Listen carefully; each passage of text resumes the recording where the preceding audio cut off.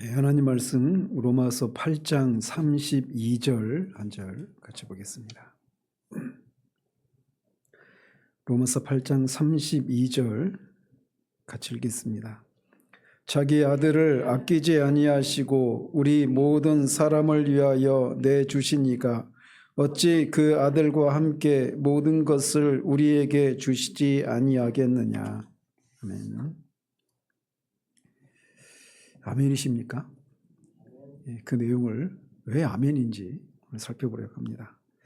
우리 지난주에 이 구절을 통해서 하나님이 십자가에 내어주신 분이 하나님의 아들이시다라고 하는 것, 그리고 그 일을 하나님이 주관하셨다라고 하는 사실을 통해서 우리를 향한 하나님의 사랑에 대해서 살피면서 이렇게 아들을 내어주신 하나님이 그보다 작은 것들을 내주지 않는 일이라고 하는 것은 없다라고 하는 사실을 살펴보았습니다. 그 내용을 한번 더 이제 좀 심층적으로 살펴보면 바울은 이어서 하나님께서 자기 아들을 아끼지 아니하셨다라고 말을 하고 있습니다. 이 말은 단순한 비유적인 표현이 아니라 이미 구약에서도 이 전례, 예표에 해당되는 사건 속에서도 이 똑같은 단어가 사용이 된 적이 있습니다. 예측하시겠지만 창세기 22장 16절에서 하나님께서 아브라함에게 하신 말씀과 직접 연결됩니다. 아브라함이 이삭을 바칠 때 하나님은 이 아브라함에게 네 아들을 아끼지 않았다라고 그렇게 평가하십니다. 그래서 70인역에서도 이 아끼지 않았다, 이 히브리어에 해당되는 헬라어 단어를 여기 32절에 있는 이 똑같은 헬라어 단어로 번역을 했습니다. 그래서 아브라함이 자기 아들을 아끼지 않았다, 남겨두지 않고 하나님께 내어드렸다라고 하는 그런 예표적인 사건이 있단 말이죠. 그래서 이 아브라함의 이 모리아산에서의 이삭을 바치는 이 사건은 하나님께서 갈보리에서 행하실 일들을 미리 보여주는 모형적인 사건이었습니다. 아브라함이 사랑하는 외아들을 그대로 내어놓았던 것처럼 하나님께서도 자기 아들을 조금도 남겨두지 않으시고 내어주셨다고 말을 하고 있는 겁니다. 바울이 아끼지 않았다라고 할 때 바로 그 장면을 떠올리는 단어를 사용하고 있어요. 그래서 하나님은 그 아들에게 속한 어떤 것도 남겨두지 않으셨다, 이렇게 말을 하고 있는 겁니다. 그분의 생명, 그분의 영광, 그의 모든 복됨조차도 갈보리에서 우리를 위한 구원을 위해서 기꺼이 내어놓으셨다라는 겁니다. 이것은 우리가 흔히 우리가 사랑하는 사람들을 보호하려고 하는 모습과는 전혀 다른 모습을 보여주고 있습니다. 우리 인간의 본성은 우리가 사랑하는 사람들에게 어떤 고통도 닥치지 않게 하려고 애를 씁니다. 그들의 아픔을 덜 수만 있다면 내가 할 수 있는 그 무엇이라도 하려고 하는 것이 인지상정이지 않습니까? 특별히 자녀들을 향해서는 더욱더 그렇습니다. 다른 분들도 다 그런 과정을 거치시겠지만 저도 아이들이 이제 커가고 알바를 하고 막 이런 거 보면 새벽에 쿠팡을 갔다 오고 막 이런 일 하거든요, 아이들이. 근데 그냥 남 얘기가 아니라 내 아이들이 그런 일을 하는데 마음에 한켠에 짠함도 있고 좀 그런 어려움, 제가 볼 때는 어려움을 겪는 거라고 보여진단 말이죠. 제 자식이니까. 그래서 그런 것이 없었으면 좋겠다, 이런 마음이 든단 말이에요, 부모로서.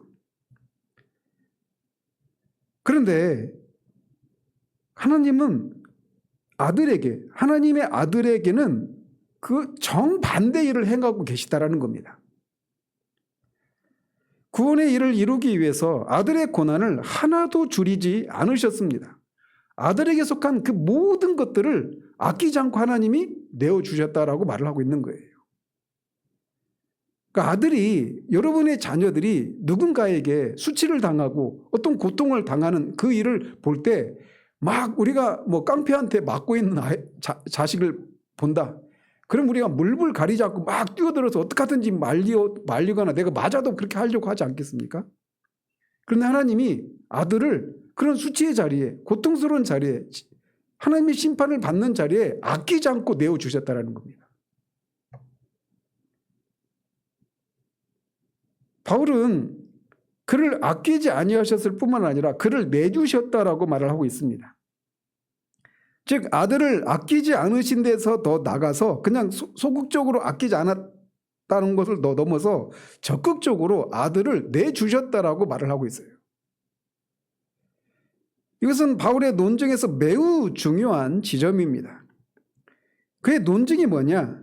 하나님께서 가장 큰 것을 주셨다면 그보다 작은 것을 거절하실 리가 없다라고 하는 것이 그의 논증이에요. 이것이 바울이 이 문장 전체를 통해서 강조하고 있는 중심적인 논리입니다. 이제 우리가 그를 내주셨다라고 하는 말이 무엇을 의미하는지를 살펴보도록 합니다. 이 말은 단순히 하나님이 아들을 세상에 맡기셨다라는 뜻이 아닙니다. 누가복음 22장 53절을 보면 예수님이 잡히실 때 지금은 너희 때요 어둠의 권세로다라고 말씀하십니다. 주님이 잡히시기 전에 그런 말씀하셨단 말이에요. 즉 아들은 잠시 동안 어둠의 권세 아래로 넘겨지신 겁니다. 골고다로 끌려가서 고난을 당하시는 동안 그는 실제로 악의 권세 아래 놓이신 것입니다. 골로새서 2장에서도 바울은 예수께서 십자가에서 정사와 권세를 깨뜨리시고 승리하셨다라고 말을 합니다. 그런데 그 승리를 이루시기 전에 그는 먼저 그 권세에 자신을 내어주시는 시간을 지나가셔야만 했던 겁니다. 십자가가 바로 그 장면이라는 거죠. 그 순간 예수님은 마치 세상의 임금의 손아귀 아래로 들어가신 것처럼 보였습니다. 하지만 그 길을 통해서 승리를 이루신 거예요. 겟세마네 동산의 장면도 이 내어줬다라고 하는 이 단어의 의미를 밝히는 중요한 열쇠입니다. 주님은 그곳에서 이 잔을 내게서 옮기시옵소서라고 3번을 기도하십니다. 그러나 결국은 내 원대로 마옵시고 아버지의 원대로 되기를 원하옵니다라고 하면서 기도를 끝맺습니다. 그때 주님께서는 실제적인 영혼의 고뇌가 있었습니다. 그것이 외적으로 드러난 모습이 땀이 핏방울처럼 떨어질 정도의 그런 모습이 있었던 것이죠. 이 모습은 단순한 그분이 얼마나 고통스러웠을까를 비유적으로 표현하기 위해서 이 땀이 핏방울이 되기까지 하셨다라고 비유적으로 말씀하고 있는 게 아닙니다. 실제로 그분의 영혼이 그것을 겪고 계셨던 거예요. 아버지께로부터 버려지는 일을 실제로 체험하실 것을 아셨기 때문에 영혼의 고뇌 가운데서 땀이 핏방울이 되도록 그렇게 흘리시는 일이 있었던 것입니다. 그리고 십자가에서 나의 하나님 어찌하여 나를 버리셨나이까라고 하는 이 외침은 이 사실을 가장 깊이 증언합니다. 이 절규는 단순히 시편 22편을 암송하신 것이 아닙니다. 실제로 그분은 버리심을 당하셨어요. 죄에 대한 하나님의 진노가 아들에게 그대로 쏟아졌기 때문에 하나님 아버지로부터 버림을 받으시는 중에 이렇게 외치셨던 것입니다. 고린도후서 5장 21절에서 하나님이 죄를 알지도 못하신 이를 우리를 대신하여 죄로 삼으셨다라고 말합니다. 갈라디아서에서는 예수께서 우리 대신 저주를 받으셨다라고 말을 합니다. 그래서 이런 구절들이 공통적으로 말하는 동일한 진리가 있는데 십자가의 고통은 단순한 육체적인 고난이 아니라 죄에 대한 하나님의 진노 아래 놓이시는 고난이었다라고 말을 하고 있어요. 이것이 그를 내주셨다라고 하는 말의 실제적인 의미입니다. 하나님은 아들에게 죄로 말미암아 내려야 할 모든 형벌을 한 점도 남김없이 쏟아 부으셨습니다. 바로 그것이 십자가의 중심이자 하나님 사랑의 가장 깊은 자리입니다. 하나님께서 아들을 내주셨다라고 하는 사실은 단순히 십자가 사건의 외형만을 설명하는 말이 아닙니다. 이 말은 하나님께서 아들을 하나도 남김없이 어떤 면에서도 보호하거나 보류하지 않으시고 오히려 아들에게 죄인들이 받아야 할 형벌을 온전히 담아 넘기셨다라고 하는 뜻입니다. 이 점에서 우리는 십자가의 의미를 흐리게 만드는 현대의 여러 해석들과 조심스럽게 거리를 두어야 합니다. 저도 잘 모르는 신학자이지만 구스타프 아울렌이라고 하는 이런 신학자나 이런 사람들이 이제 그런 사람들인데, 그런 사람들은 십자가를 단지 예수님의 신앙적 승리의 선언이나 사람들에게 희망을 주기 위한 상징 정도로 축소하려고 합니다. 무슨 말씀이냐면 그들은 주님의 이 절규, 나의 하나님 어찌하여 나를 버리셨나이까 라고 하는 것을 실제로 버려짐을 받았기 때문에 외치는 외침이 아니라 마치 시편 22편의 일부를 인용해서 장차 올 승리를 암시하는 것에 불과하다고 설명을 합니다.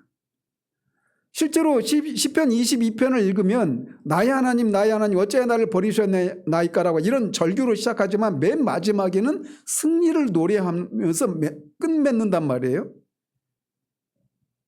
그래서 그들은 이 나의 하나님 어찌하여 나를 버리셨나이까 이 주님의 외침을 실제로 버려짐의 경험에서 나온 외침이 아니라 시편 22편의 일부를 인용함으로써 궁극적으로는 승리를 상징하는 외침이다, 이렇게 해석을 해요.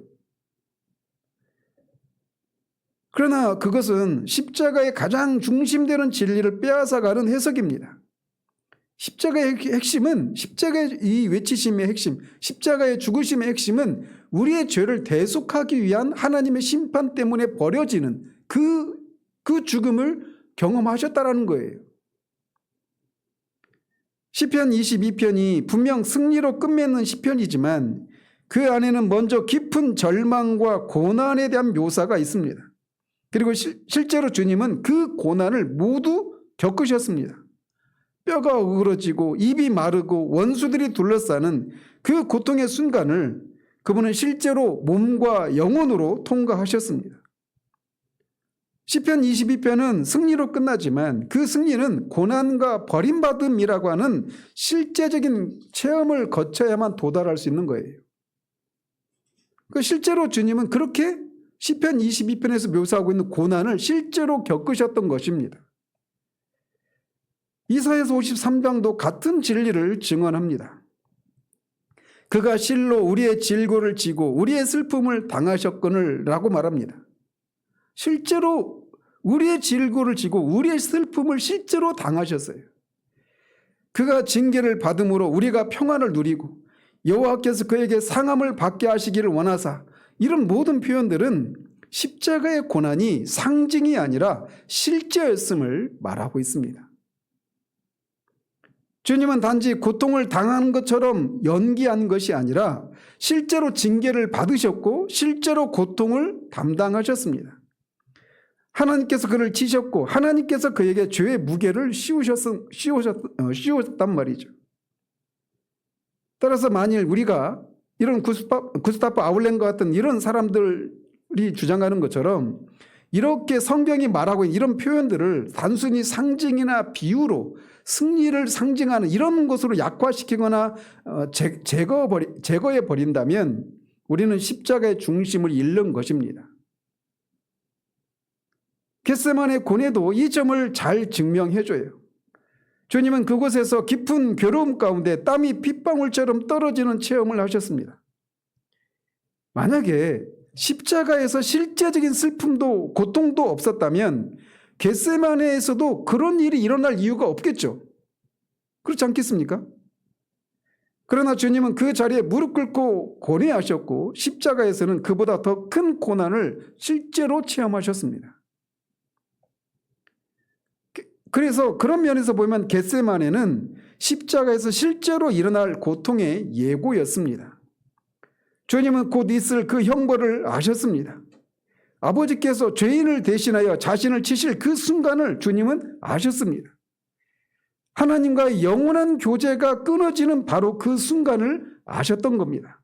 그래서 이 잔을 할 수만 있으면 이 잔, 아버지로부터 내가 끊어지는 이 고통, 이 잔을 옮기시옵소서라고 기도하셨던 것입니다. 그렇게 할 만큼 깊은 고뇌를 실제로 느끼신 거예요. 거기에는 상징이나 비유가 들어갈 여지가 전혀 없습니다. 하나님이 죄를 다루실 때 내리시는 진노를 실제로 받아야 했기 때문에 주님은 그 무게를 온전히 느끼셨던 겁니다. 그러므로 십자가에서 일어난 일은 하나님과 그의 아들 사이의 실제적인 단절이었습니다. 이것은 인간적으로는 설명할 수 없는 신비이지만 성경은 분명히 우리가 그것을 믿도록 우리에게 말해주고 있습니다.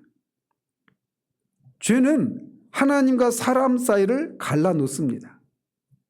그리고 십자가에서 예수님은 하나님과 실제로 단절되셨습니다. 그분은 죄가 없으신 분이셨지만 우리의 죄를 짊어지셨기 때문에 그 죄가 하나님과 아들 사이를 끊어놓는 일을 실제로 당하셨던 겁니다. 그 순간 주님은 깊은 버리심을 실제로 경험하시고 어찌하여 나를 버리십니까? 라고 외치셨던 것입니다. 바울이 말하는 그를 아끼지 아니하시고 라고 하는 표현이 바로 그것을 말해주고 있어요. 이 말은 하나님이 아들에게서 그 어떤 고통도 덜어주시지 않았다는 뜻입니다. 우리가 받아야 할 모든 진노를 그대로 쏟아 부으셨다는 뜻이에요. 하나님은 아들에게서 고난의 한 조각도 한 잔도 제외시키지 않으시고 다 쏟아 부으셨습니다. 오히려 죄인을 대신해서 모든 형벌을 다 받게 하셨어요. 이게 사랑입니다. 그리고 이 모든 일은 하나님께서 아들을 억지로 몰아넣어서 만드신 일이 아니라 아들께서도 기꺼이 순종해서 감당하신 일이었습니다. 빌립보서 2장에서 주님께서 죽기까지 복종하셨다고 말하고 있는 것이 그것을 말해주고 있는 거예요. 그래서 아들도 스스로 그 길을 택하셨고 끝까지 죽기까지 복종하셨던 겁니다. 여기서 우리는 하나님의 사랑과 공의가 동시에 드러난다는 사실을 보게 됩니다. 하나님은 죄를 결코 그냥 넘어가지 않으십니다. 죄는 반드시 심판을 받아야 합니다. 하나님은 자기 아들을 아끼지 아니하시고 죄의 형벌을 그에게 내리심으로 하나님의 공의가 완전히 만족되도록 하셨습니다. 동시에 그 아들을 우리 대신 내어주심으로 우리를 향한 사랑을 가장 깊이 보여주셨습니다. 이것이 십자가에서 이루어진 신비이고 성경이 우리에게 가르치는 복음의 중심입니다. 이제 바울이 말하는 다음 단어인 위하여라고 하는 표현을 살펴보도록 합니다. 바울은 그를 우리 모든 사람을 위하여 내어주셨다라고 말합니다.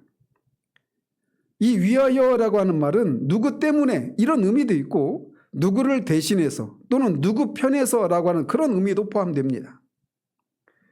즉 하나님이 자기 아들을 죄인들 편에 세우셨고 그들을 대신해 형벌을 받도록 내어주셨다라고 하는 뜻이에요. 위하여라고 하는 말이. 즉 우리가 받아야 할 형벌을 아들이 대신 받으신 것입니다. 우리가 죄인이기 때문에 받아야 할 모든 진노를 하나님은 자기 아들에게 전가하셨습니다. 그래서 예수님은 우리의 죄를 지고 십자가에 달리셨고 우리 대신 저주를 받으셨습니다. 바울은 이 사실을 로마서 곳곳에서 반복해서 강조합니다.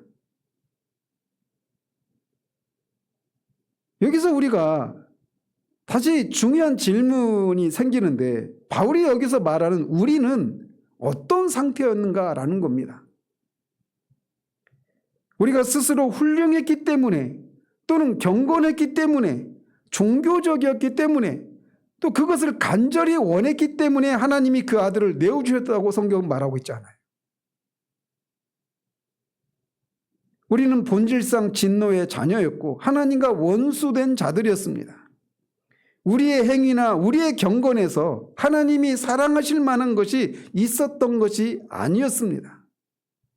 오히려 로마서 5장에서는 우리가 아직 연약할 때, 우리가 아직 죄인 되었을 때, 우리가 원수 되었을 때 하나님이 아들을 십자가에 내어주심으로 우리를 향한 하나님의 사랑을 확정하셨다라고 말을 하고 있습니다.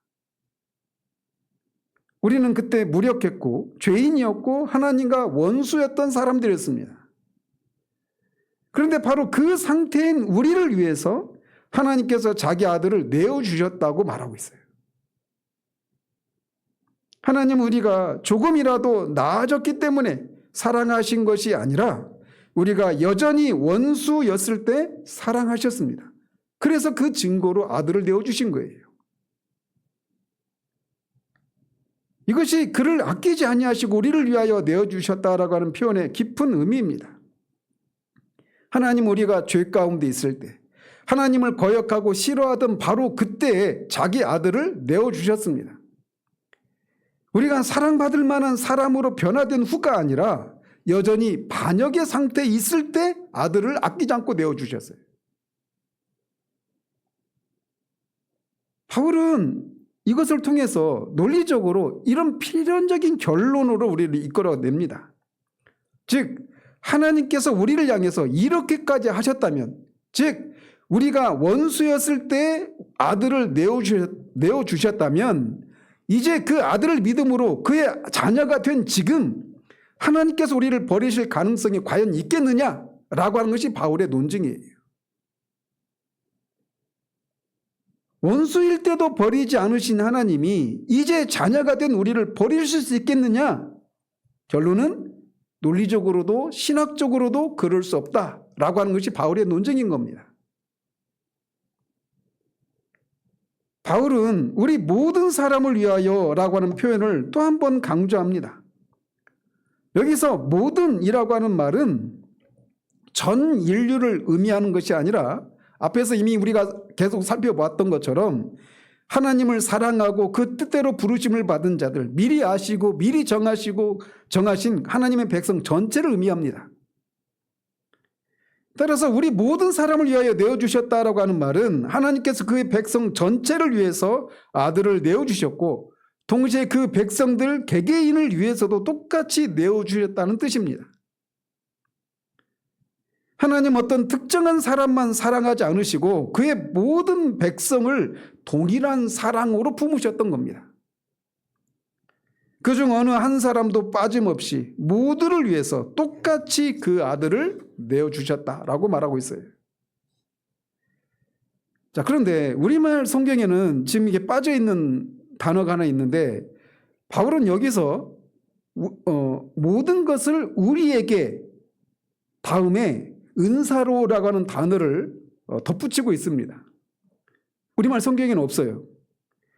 모든 것을 우리에게 주시지 아니하겠나 이렇게만 되어 있죠. 근데 원어를 보면 모든 것을 우리에게 은사로 주시지 않겠느냐 이렇게 되어 있어요. 이전에 우리 개역 개정판인데 개역 한글판에는 은사로라는 단어가 있었습니다. 그러니까 은사로는 말 그대로 선물로, 은혜로, 그냥 값없이 이런 의미입니다.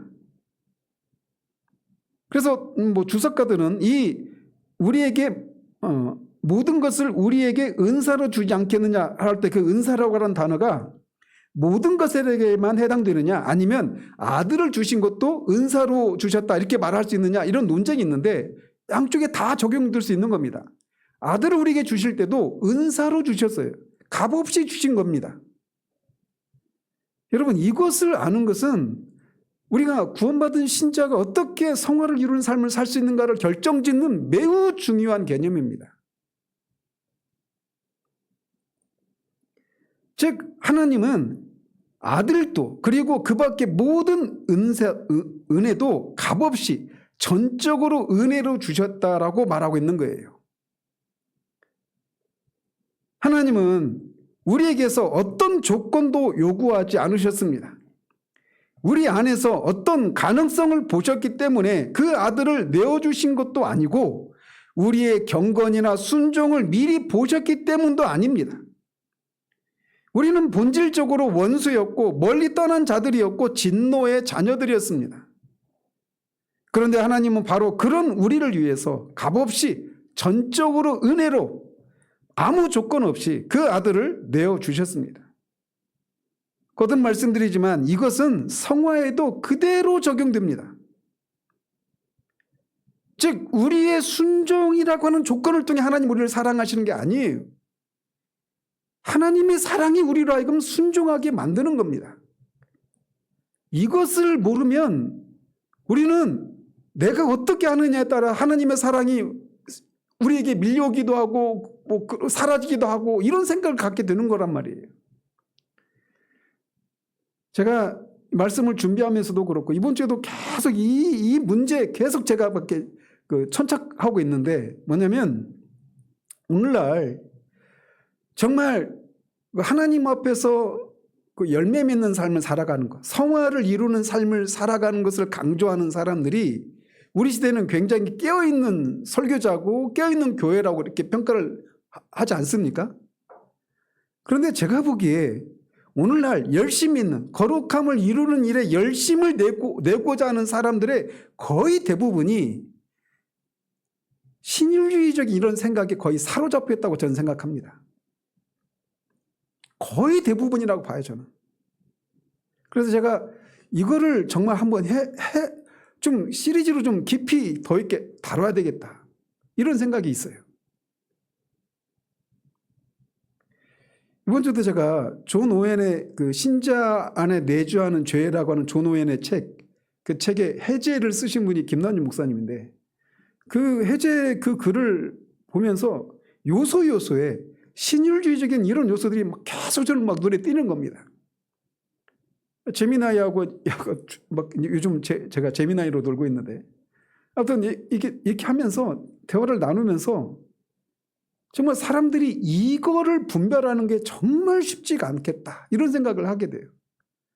그리고 그런 표현 하나하나 속에 이런 우리의 순종 여부에 의해서 내가 죄를 죽이고 하나님께 순종하는 삶을 살아가느냐 그렇지 않느냐에 의해서 하나님의 사랑이 우리 가운데 내가 구원의 은혜를 누리느냐 누리지 못하느냐를 결정하는 것처럼 그런 생각들을 우리는 아무런 문제의식이 가지지 않은 채 그렇게 거기에 동의하지 않습니까?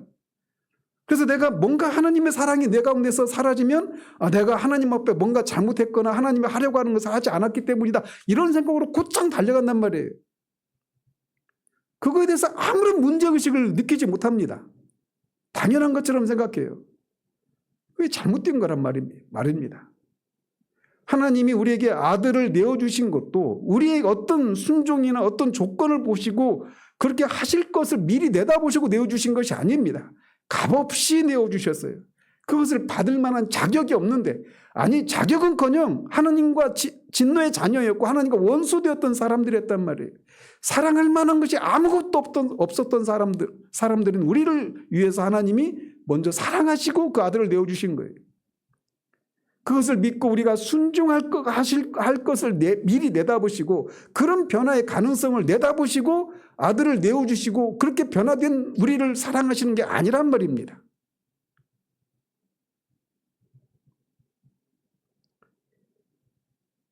하나님은 아들을 내어주실 때도 값없이 내어주셨고 또 그 모든 것 우리에게 모든 것을 주시지 않겠느냐고 할 때 그 모든 것 아들을 내어주시는 것 이외에 다른 그 모든 것에 해당되는 이 모든 것이 무엇인지를 나중에 살펴보겠지만 그것마저도 값없이 주신 거예요. 이것이 하나님의 사랑의 참된 크기입니다. 따라서 대속의 교리를 부정하거나 약화시키는 사람들은 오히려 하나님의 사랑을 작게 만들고 마는 사람들입니다. 그들은 죄에 대한 하나님의 진노를 제거하면 하나님이 더 사랑스러운 분으로 만들어진다고 생각합니다. 그러나 실제로는 그 반대입니다. 십자가에서 하나님의 진노를 제거하면 하나님이 자기 아들을 내어주신 사랑의 깊이를 잃어버리게 됩니다. 하나님의 사랑은 바로 그 아들을 죄인들에게 내어주시고 그의 진노를 아들에게 쏟아 부으신 그 자리에서 가장 깊이 드러납니다. 아들을 위해서 고통을 조금이라도 덜어줄 수 있었음에도 하나님은 단 하나도 덜어주지 않으셨습니다. 왜냐하면 그 고난이 우리의 구원을 이루는 길이었기 때문입니다. 십자가는 바로 그 사랑과 공의의 만남이고 성경이 말하는 구원의 중심입니다. 하나도 남기지 않으셨어요. 우리에게 쏟아야 될 그 모든 진노를 그 중에서 조금이라도 남겨서 아들이 조금이라도 덜 고통을 받게 하시지 않으셨단 말입니다. 그 모든 고통을 아들에게 다 쏟아 부으셨어요. 바울이 이렇게 말하는 논증은 어디로 향하고 있는지를 우리에게 분명히 드러내줍니다. 즉 하나님께서 우리를 위해서 하신 이 일은 그분의 사랑이 얼마나 깊고 크고 또 변함없는지를 결정적으로 보여줍니다. 바울이 그가 자기 아들을 아끼지 아니하시고 우리 모든 사람을 위하여 내주셨다고 말한 뒤 자연스럽게 이런 결론으로 이끌어내요. 어찌 그 아들과 함께 모든 것을 은사로 주지 않겠느냐. 이것은 단순한 감정적 위로가 아니라 하나님의 구원사역 전체를 관통하는 견고한 논리이고 모든 성도를 향한 변함없는 약속입니다. 하나님께서 이미 가장 큰 것을 주셨다면 그보다 작은 것들을 주지 않을 이유가 없다는 것이 바울의 논증이에요. 십자가에서 하나님은 이미 자기 마음의 중심에 있는 것, 즉 그 아들을 내어주셨습니다. 그분에게 가장 귀한 것을 내주셨습니다. 그러니 그보다 작은 모든 것들은 이미 그 큰 선물 속에 포함된 것이나 다름없다고 말하고 있는 거예요. 그러므로 바울은 이 논증을 통해서 성도들이 구원의 확신 속에 거하도록 이끌고 있는 겁니다. 성도는 하나님의 사랑에서 끊어질 수 없습니다. 만일 하나님께서 우리가 원수 되었을 때조차 자기 아들을 내어주셨다면 이제 하나님의 자녀가 된 우리가 어떤 이유로든 다시 버림을 받는다는 것은 성경의 모든 논리와 증언에 정면으로 배치되는 일이 되는 겁니다. 이제 우리는 사도가 여기서 말하는 모든 것이라고 하는 표현이 뭘 의미하는지를 살펴봐야 합니다. 이미 우리는 앞에 28절에서 하나님을 사랑하는 자들에게는 모든 것이 합력하여 선을 이룬다라고 하는 말씀을 살펴본 바가 있습니다. 거기서 말하는 그 모든 것은 성도의 삶에 일어나는 모든 사건을 의미한다고 말씀드렸어요. 기쁨과 눈물, 성공과 실패, 질병과 건강, 평안과 고난, 이 모든 것이 이런 것들이 모든 것이라고 말을 했고 이 모든 것이 하나님의 손 안에서 결국 선을 이루도록 사용된다라고 28절에서 말한 바가 있습니다. 거기서 말하는 선이 뭡니까? 이 모든 것이 결국 선을 이루는데 합력한 선을 이루는데 거기서 이루어지는 선이라고 하는 게 뭐예요? 29절에서 말하고 있는 것처럼 그 아들의 형상을 본받게 되는 것입니다. 그러므로 하나님께서 아들과 함께 우리에게 주시는 모든 것은 단지 우리가 인생에서 원하는 것들을 가리키는 것이 아니라 궁극적으로 우리가 그리스도의 형상을 닮은 사람으로 변화되고 마침내 하나님 나라에서 영광에 참여하도록 하기 위해서 필요한 모든 것을 포함합니다. 하나님은 우리를 그 목적지로 데려가시기 위해서 필요한 은혜, 필요한 보호, 필요한 도움이 무엇이든지 아낌없이 주신다는 뜻이에요. 여기에는 우리의 연약함을 이기는 은혜도 포함되고 죄와 싸울 힘도 포함되고 넘어졌을 때 다시 일어나게 하시는 회복의 은혜도 포함되고 참아내고 견디게 하시는 인내도 포함되고 우리가 때로는 이해하지 못하는 시련들조차도 포함됩니다. 하나님은 이 모든 것을 주시되 단 한 가지도 값으로 요구하지 않으십니다. 네가 나한테 순종하면 내가 이런 시련을 견딜 수 있도록 힘을 주마 이렇게 말씀하시지 않아요. 이 모든 것을 은사로 주신다, 값없이 주신다라고 말하고 있는 겁니다. 그것이 우리를 순종으로 이끄는 거예요. 그 모든 것은 은사로, 즉 값없이 전적으로 은혜로 우리에게 주어지는 것입니다. 이 진리를 우리가 이해할 때 우리는 흔히 가질 수 있는 두려움에서 벗어나게 되는 겁니다. 어떤 사람은 이렇게 묻습니다. 만약 제가 죄를 지으면 어떻게 될까요? 제가 순종하지 못하게 되면 어떻게 될까요? 제가 게으르게 되면 어떻게 될까요? 신율주의적인 생각을 갖고 있는 사람들이 이 질문 앞에 어떻게 답을 할까요? 네가 죄를 지으면 어떻게 될까? 죄가 너를 지배하게 될 거다. 네가 순종하게 되면 어떻게 될까? 하나님의 사랑을 잃어버리게 될 것이다. 네가 게으르게 되면 어떻게 될까? 구원의 은혜를 누리지 못하게 될 것이다. 이런 식으로 대답할 거예요. 그래서 그런 것들이 일어나지 않도록 네가 더 열심을 내야 된다. 더 순종해야 된다. 죄를 죽여야 된다. 이런 조건을 제시합니다. 이게 신율주의예요. 그러나 바울의 논증은 분명합니다. 우리가 아직 원수 되었을 때도 하나님은 우리를 버리지 않으셨다. 그런데 이제 우리는 원수가 아니라 자녀이다. 그 자녀에게 하나님이 어떻게 다시 등을 돌릴 수 있겠는가? 하나님의 아들을 내어주신 사랑이 바로 그 점을 보장한다고 말하고 있는 겁니다. 만일 우리가 이 논리를 이해하지 못한다면 우리는 십자가에서 하나님이 하신 일의 깊이를 제대로 이해하지 못하고 있다는 뜻입니다. 성화도 칭의로부터 나오는 거예요. 성화는 칭의의 열매입니다. 열매는 포도나무 가지가 포도나무에 붙어 있으면 자연스럽게 맺히는 것이 열매예요. 그러니까 성화가 칭의 열매이기 때문에 십자가에서 하나님이 이루신 일들이 무엇인지를 알면 그 은혜 가운데 우리가 거하면 열매는 맺히게 되어 있는 거예요. 즉 성화의 열매가 없다. 그 얘기는 내가 열심을 내지 않거나 우리에게 숨겨진 죄가 있는데 그거를 내가 포기하지 않고 지고 있기 때문이다. 어떤 그 변화를 위해서 내가 어떤 대가를 치르지 않기 때문이다. 이런 식의 얘기들을 하는 것은 칭의가 무엇인지 십자가에서 하나님이 이루신 일들이 무엇인지 이 복음을 온전히 모르기 때문에 그런 얘기를 하는 거예요. 성화도 결국은 어디로부터 나오는 거냐면 복음을 바르게 알 때 그 복음을 우리가 온전히 누리고 있을 때 성화 열매는 자연스럽게 맺히게 되는 거예요.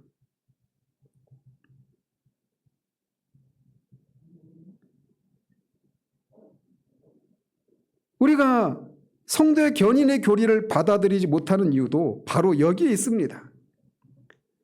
견인은 단순히 신학적 개념이 아니라 십자가 사건 자체에서 흘러나오는 필연적인 결론입니다. 하나님은 처음부터 끝까지 당신의 백성을 붙드시는 분이십니다. 하나님이 먼저 사랑하셨고 하나님이 먼저 부르셨고 하나님이 먼저 의롭다 하셨고 결국 하나님이 영화롭게 하시는 거예요. 그래서 바울은 하나님이 미리 아신 자들을 부르시고 의롭다 하신 자들을 영화롭게 하셨다라고 과거형으로 말하고 있는 겁니다. 하나님은 그의 계획 속에서 이미 끝을 보신 것입니다. 그리고 그 증거가 바로 십자가예요. 십자가는 하나님이 우리를 끝까지 붙드시겠다는 절대적인 보증입니다. 하나님이 자기 아들을 아끼지 아니하시고 내어주신 그 사랑이 우리의 구원 전체를 지탱하는 기초이고 결코 흔들리지 않는 반석입니다.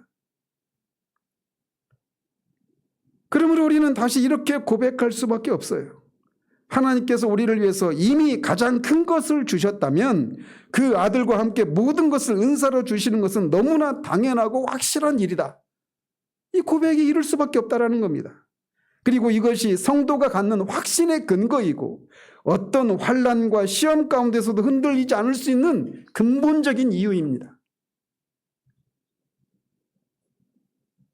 우리가 지금까지 살펴본 바울의 이 논증은 단순한 신학적인 설명이 아니라 실제 성도의 삶 속에서 깊은 위로와 확신을 주는 진리입니다. 하나님께서 자기 아들을 아끼지 아니하시고 우리를 위해서 내어주셨다는 사실은 구원의 모든 단계를 흔들림 없이 붙들어주는 기초입니다. 이 진리는 또한 성도의 삶에 일어나는 모든 고난과 시련을 바라보는 관점까지 새롭게 만듭니다. 신율적인 생각에 사로잡혀 있는 사람들은 내가 삶 가운데서 어떤 어려움이 생기면 그 원인을 항상 내가 하나님 앞에 뭔가 잘못했기 때문이 아닌가, 내가 하나님이 하라고 하시는 어떤 순종을 하지 않아서인가, 이렇게 생각이 돌아가요. 그런데 이 사도가 지금 말하고 있는 이 논증을 바르게 이해하게 되면 성도의 삶에 일어나는 모든 고난과 시련을 바라보는 관점까지 새롭게 만들어줍니다. 성경은 하나님께서 당신의 백성을 향해 가지신 목적을 분명히 말씀합니다. 29절에서 말하고 있는 것처럼 하나님은 우리를 구원하실 뿐만 아니라 우리를 그리스도의 형상으로 빚어가십니다.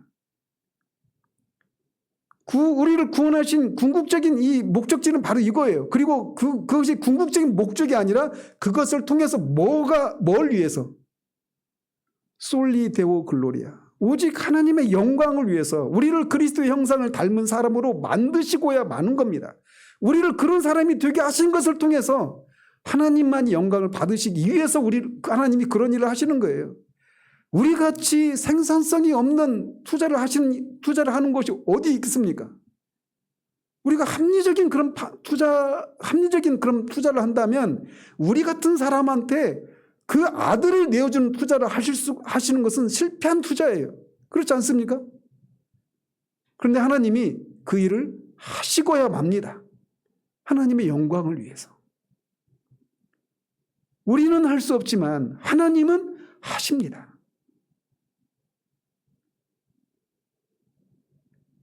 이 목적이 흔들리지 않기 때문에 우리의 삶에 들어오는 모든 사건은 궁극적으로 그 목적에 이바지하게 됩니다.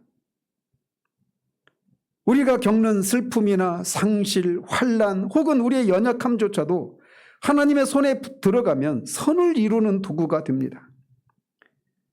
이것이 모든 것을 우리에게 은사로 주신다는 말씀의 실제적인 의미예요.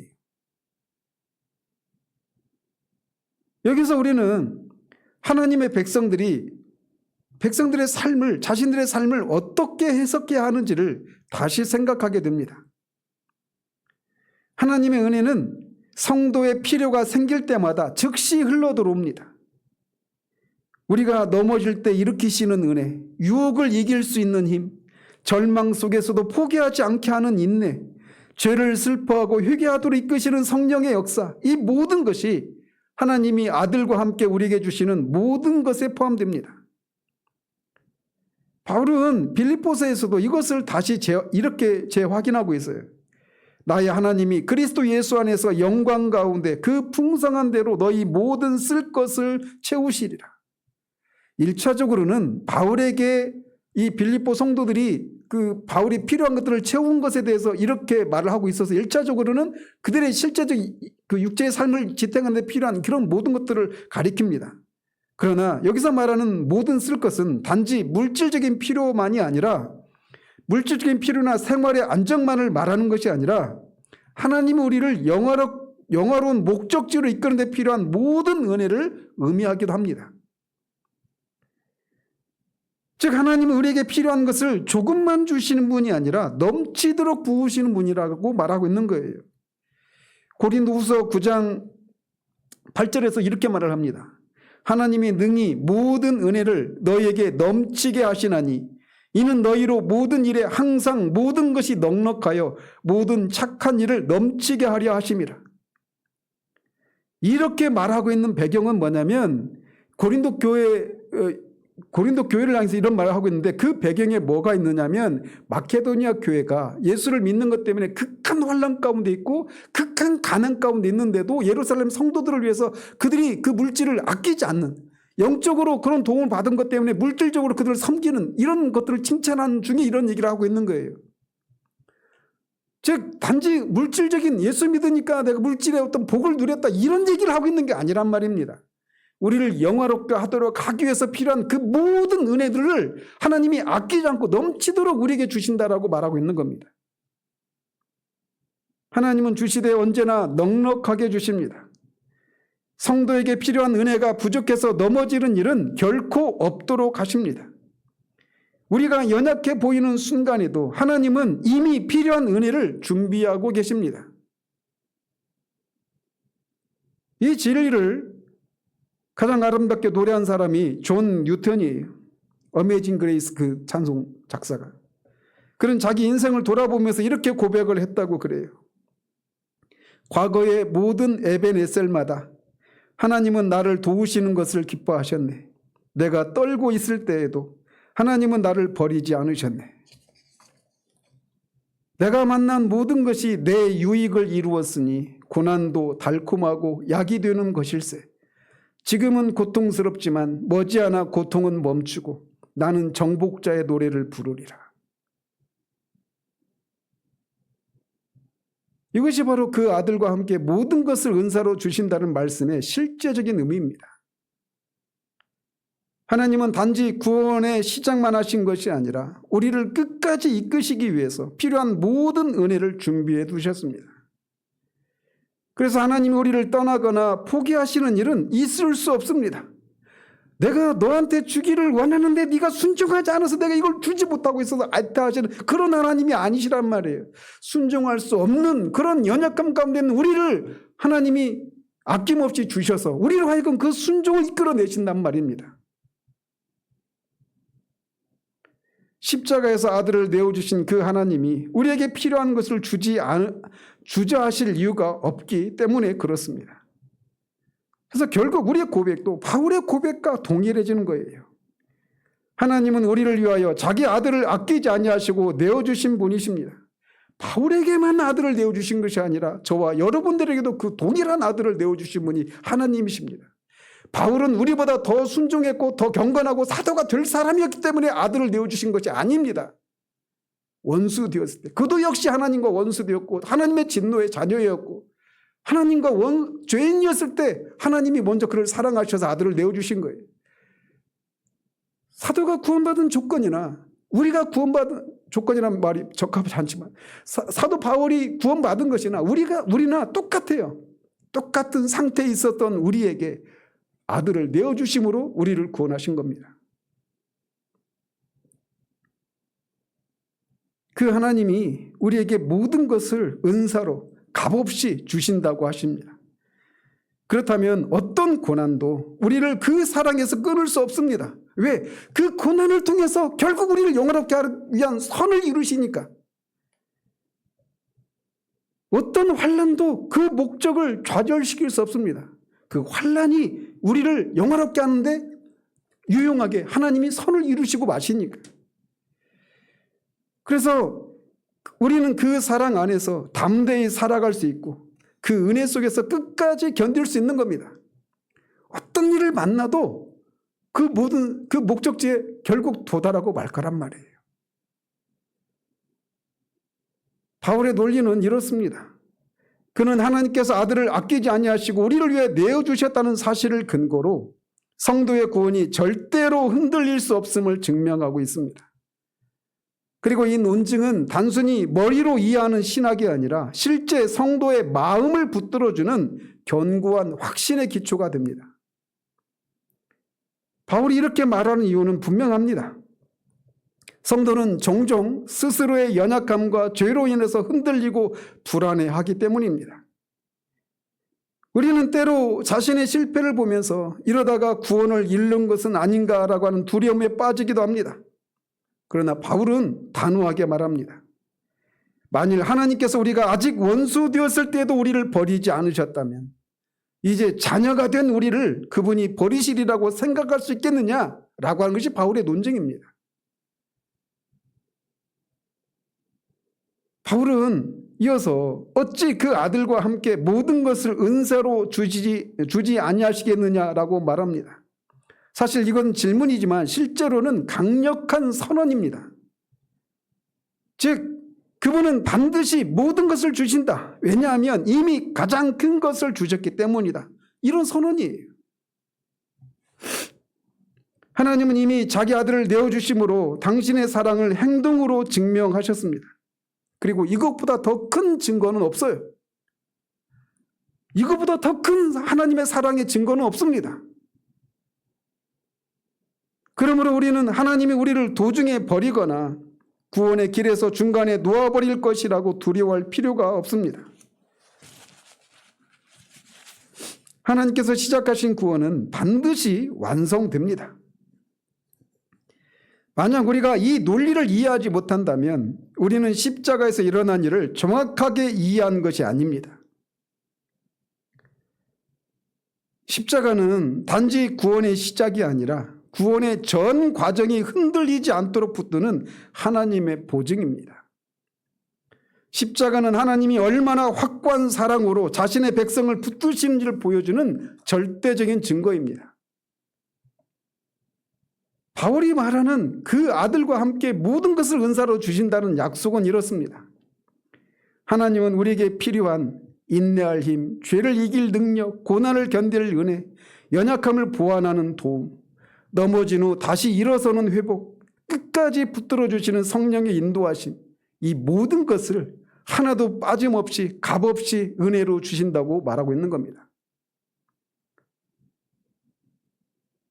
지금 제가 말씀드린 이 모든 것들은 우리가 이렇게 함으로 하나님의 사랑이 임하는 이런 논리하고는 완전히 반대되는 거예요. 또한 하나님이 주시는 은혜는 부분적이지 않습니다. 하루치 은혜만 주시고 다음 날에는 외면하시는 분이 아닙니다. 하나님은 우리가 영광에 이르기까지 단 한순간도 우리를 홀로 두지 않으십니다. 우리의 감정이 흔들릴 때도, 우리의 결단이 약해질 때에도, 우리의 신앙이 요동칠 때에도 하나님은 변함없이 우리의 손을 붙드십니다.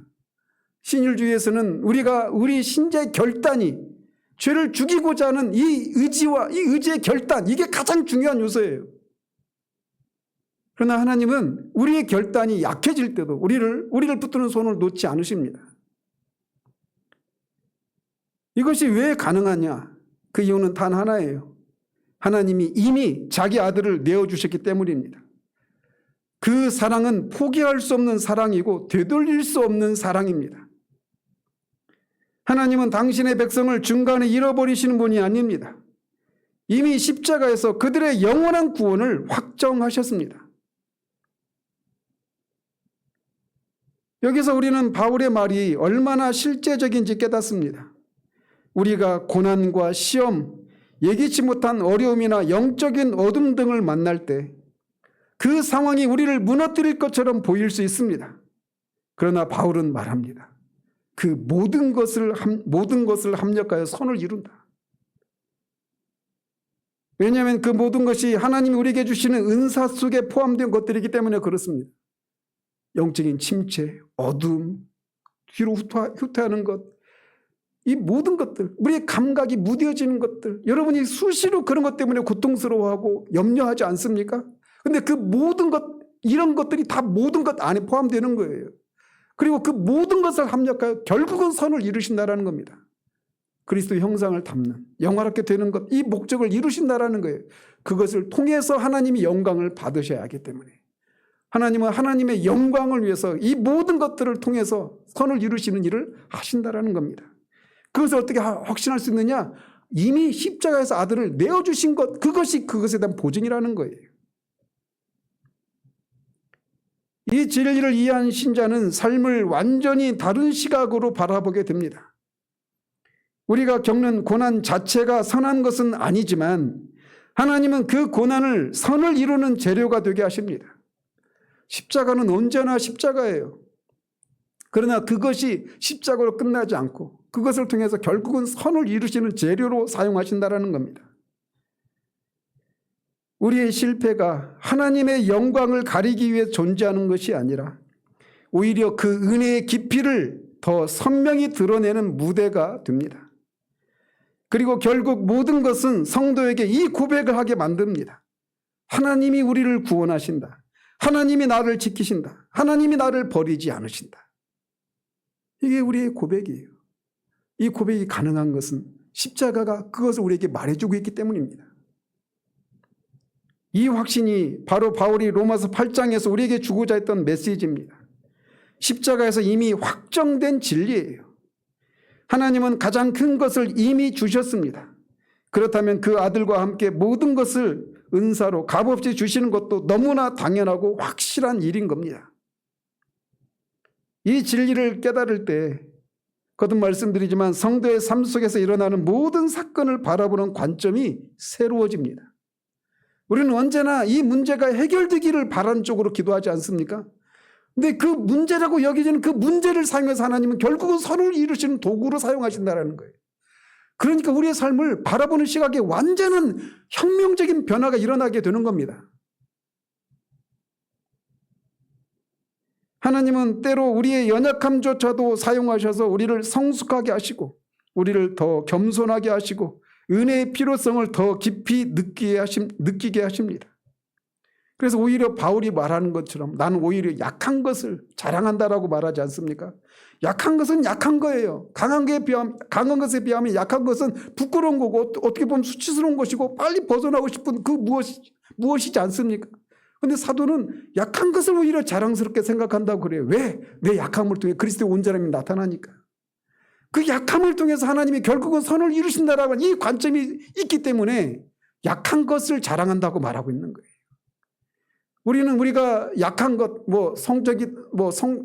공부 잘하는 것이든, 우리의 수입이든, 사회적인 지위든, 외모든, 몸무게든, 저 같은 사람은 키든, 이 모든 것들을 우리는 그런 것들을 다 어떤 핸디캡으로 생각하고 그런 것 때문에 그런 것을 직면하지 않으려고 하지 않습니까? 근데 그 모든 것을 하나님은 합력해서 선을 이루신다는 겁니다. 그것이 우리의 삶을 완전히 새로운 관점으로 바라보게 하는 거예요. 그리스도인은 그 세상의 그 가치관과 이 판단과 완전히 다른 가치관과 판단을 가지고 이 세상에서 이방인처럼 살아가는 겁니다. 우리의 부족함이 하나님의 사랑을 막지 않습니다. 이게 얼마나 큰 위로입니까? 부족하면 오히려 하나님의 사랑이 더 크게 우리에게 몰려오는 거예요. 오히려 그 결핍이 은혜의 통로가 됩니다.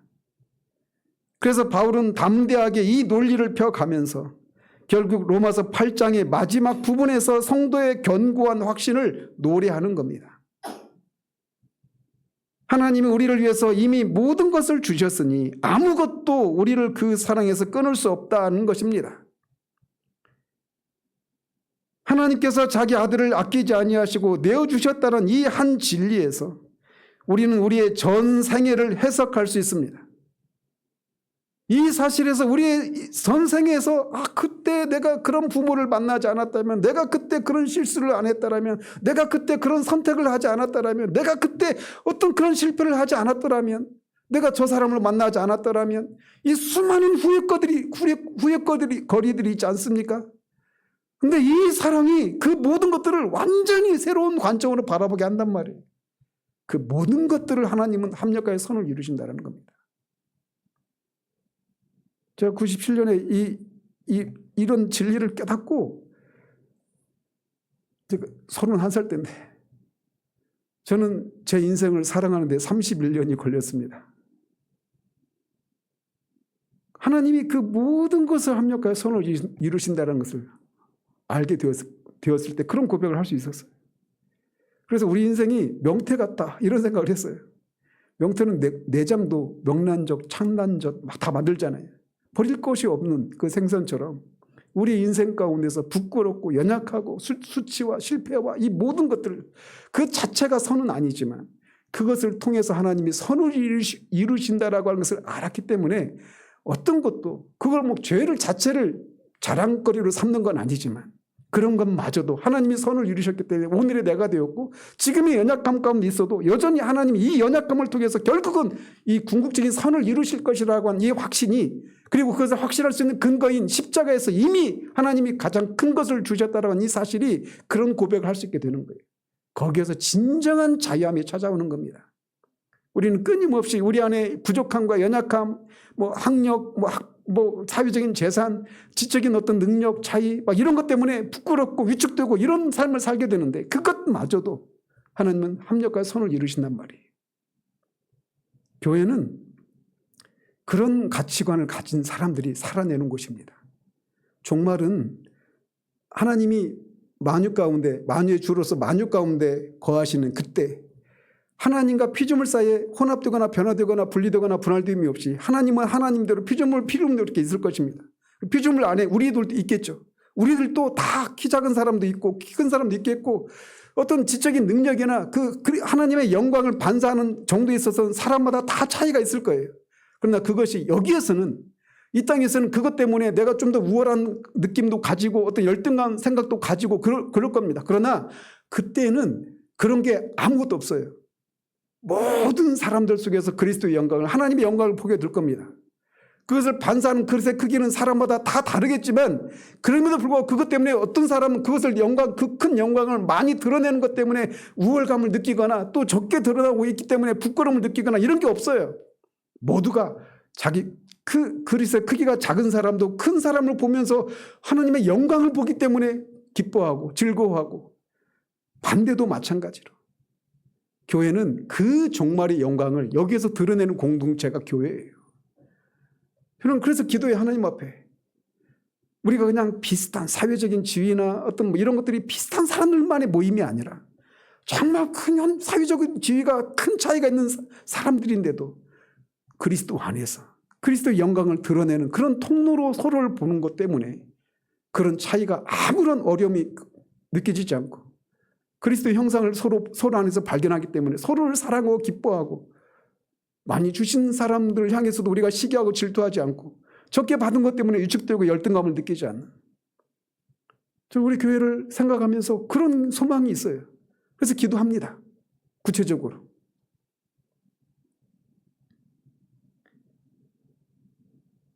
하나님께서 자기 아들을 아끼지 아니하시고 내어주셨다는 이 한 진리에서 우리는 우리의 전생애를 해석할 수 있습니다. 우리는 이 말씀이 주는 위로 속에서 살아갈 수 있고 어떤 고난 속에서도 낙심하지 않을 수 있고 우리의 구원이 하나님의 손에서 절대 떨어지지 않는다는 확신을 가질 수 있는 겁니다. 하나님이 자기 아들을 아끼지 않고 내어주셨으니 이 모든 것을 우리에게 은사로 주지 않겠느냐. 이것이 우리 모두의 고백이기를 바랍니다. 기도하겠습니다. 하나님 아버지, 우리는 얼마나 자주 우리를 향한 이 하나님의 사랑에서 우리가 끊어질지도 모른다는 생각들을 하게 되는 다양한 원인들을 우리 안에서 또 우리 밖에서 얼마나 많이 찾게 되는지요. 우리가 실패할 때마다, 우리가 반복적인 실수를 하는 어떤 것 때문에, 우리의 연약함 때문에, 우리가 책임감이 잊지 못한 그 모습 때문에, 우리가 게으른 것 때문에, 우리가 경험하지 않았으면 좋았을 어떤 실패들 때문에 우리는 수시로 그런 우리를 향한 하나님의 사랑이 커졌다가 작아지는 것을 반복하는 것을 아무런 이상하게 생각하지 않고 당연하게 생각하며 그렇게 우리의 구원을 잃어버릴지도 모른다라고 하는 두려움에 사로잡힐 때도 많은 것을 봅니다. 그러나 사도는 하나님이 우리가 원수 되었을 때, 하나님과 원수 되었을 때, 죄인 되었을 때, 우리가 하나님을 버리고 대적하고 있었을 때 하나님이 먼저 우리를 사랑하셔서 하나님의 마음에 있는 가장 큰 것, 가장 중요한 것, 소중한 것인 그 아들을 아끼지 않고 내어주신 그 사랑이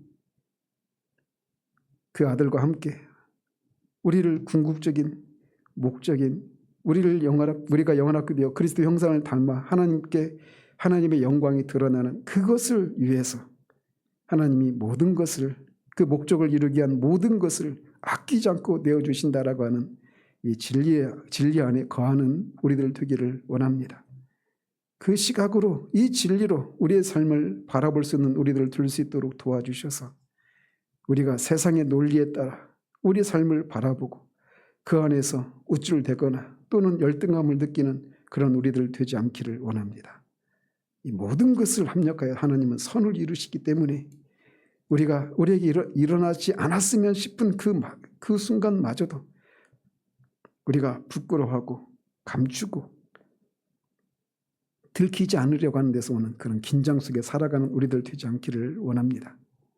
하나님이 이미 그렇게 십자가에서 베푸신 그 구원의 은혜의 그 확실함을, 영광을 우리가 늘 바라보고 묵상함으로 앞으로 우리가 살아야 될 그 삶도 어떤 일이 일어나더라도 우리가 두려워하지 않고 용기 있게 직면할 수 있는 그런 우리들 되기를 소원하고 우리 주 예수 그리스도 이름으로 기도합니다. 아멘.